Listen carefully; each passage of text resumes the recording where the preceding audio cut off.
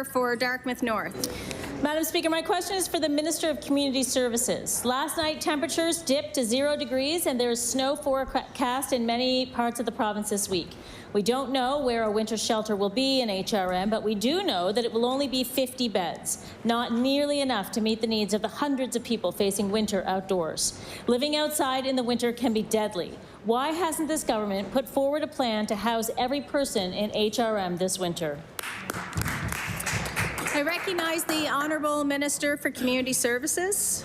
Thank you, Madam Speaker, and thank you for the member for the question. And we recognize the urgency of temperatures dropping and homelessness here in the province, and certainly, you know, here in HRM, but across the province. And absolutely, we are working hard with our partners with HRM to secure a location for this shelter. I also will take the opportunity to talk about the pallet shelters that will be coming. 200 of them for across the province. Certainly, 100 of them for here in HRM.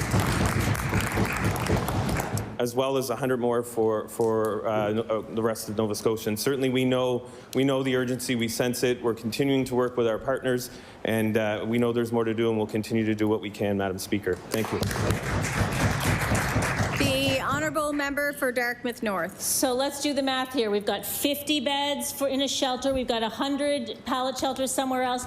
Madam Speaker, since this government was elected 2 years ago, the number of chronically homeless people in HRM alone has more than doubled as a result of its housing policies. There are now more than 1,000 people actively homeless in HRM, many of them in Dartmouth. The minister is referencing a number of things: sheds, tiny homes, shelters, but they do not add up to a warm place indoors for every single person who needs one. So when will the minister guarantee a roof for every person living outside this winter in Nova Scotia?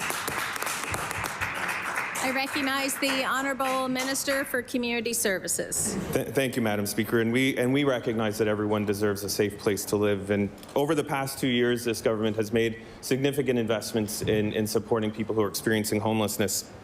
I think of a couple of innovative projects, including the bridge that has been quite successful, and the overlook. And again, we have talked about the pallet shelters as well as the tiny homes. But just for some perspective, Madam Speaker, over the last 2 years, 417 new supportive housing units have been created by this government. And we know there's more to do, Madam Speaker. We do know there's more to do, and we'll continue to do what we can to support our most vulnerable. Thank you, Madam Speaker.